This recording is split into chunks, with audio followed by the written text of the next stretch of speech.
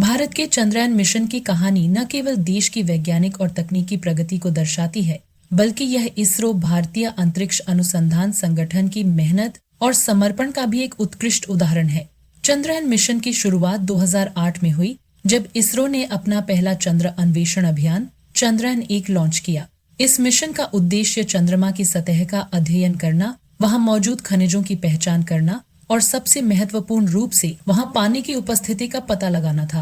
चंद्रयान-1 ने 22 अक्टूबर 2008 को PSLV C Garand rocket के जरिए उड़ान भरी और चंद्रमा की कक्षा में स्थापित हो गया।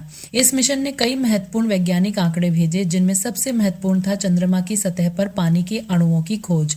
इससे पहले वैज्ञानिकों का मानना था कि चंद्रमा पूरी तरह शुष्क है, लेकिन इस खोज ने पूरे विश्व को चौंका दिया। हालांकि यह मिशन 2 साल तक चलने वाला था, लेकिन मात्र 10 महीने बाद अगस्त 2009 में इसरो का चंद्रयान-1 से संपर्क टूट गया।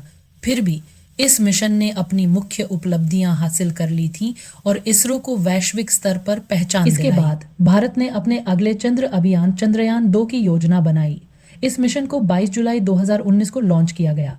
ये चंद्रयान-1 की तुलना में अधिक उन्नत और जटिल था, क्योंकि इसमें केवल एक ऑर्बिटर ही नहीं, बल्कि एक लैंडर विक्रम और एक रोवर प्रज्ञान भी शामिल था। इस मिशन का मुख्य उद्देश्य चंद्रमा के दक्षिणी ध्रुव पर सॉफ्ट लैंडिंग करना और वहां की सतह पर वैज्ञानिक अध्ययन करना था। ऑर्बिटर ने चंद्रमा की परिक्रमा करते हुए महत्वपूर्ण आंकड़े एकत्र किए, लेकिन जब विक्रम लैंडर चंद्रमा की सतह पर उतरने वाला था, तब इसरो का उससे संपर्क टूट गया। यह दुर्घटना लैंडिंग से केवल 2.1 किलोमीटर पहले हुई, जिससे भारत का यह महत्वाकांक्षी मिशन आंशिक रूप से असफल रहा। हालांकि ऑर्बिटर अभी भी सक्रिय है और चंद्रमा से महत्वपूर्ण डेटा भेज रहा है, जिससे इस मिशन को पूरी तरह असफल नहीं माना जा सकता। इस घटना से इसरो ने महत्वपूर्ण सबक लिए और भविष्य के अभियानों के लिए खुद को और अधिक तैयार किया। चंद्रयान-3 की सफलता भारत के लिए एक ऐतिहासिक उपलब्धि थी, क्योंकि इससे पहले केवल अमेरिका, रूस और चीन ही चंद्रमा की सतह पर सफल लैंडिंग कर पाए थे। लेकिन भारत ने न केवल यह उपलब्धि हासिल की, बल्कि उसने सबसे कम बजट में इस मिशन को सफल बनाया, जिससे पूरी दुनिया में इसरो की प्रशंसा हुई।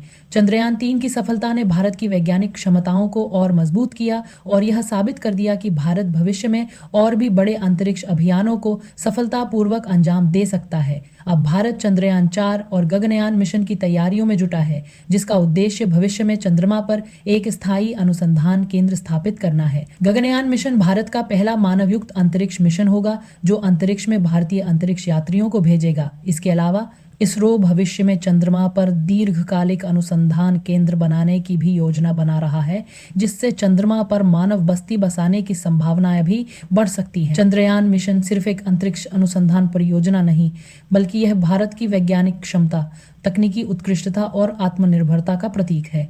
यह मिशन न केवल भारतीय वैज्ञानिकों के अथक परिश्रम और मेहनत को दर्शाता है, बल्कि यह भारत की युवा पीढ़ी को विज्ञान और अंतरिक्ष अनुसंधान के प्रति प्रेरित भी करता है।